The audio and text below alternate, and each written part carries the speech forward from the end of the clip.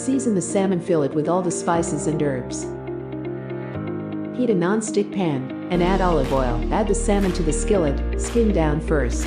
Cook for a few minutes. Flip the salmon carefully and continue cooking until thoroughly cooked.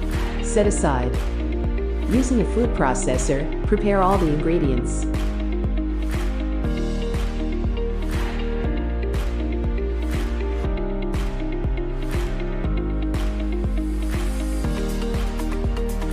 Pulse on high until everything is coarsely chopped, about 1 minute.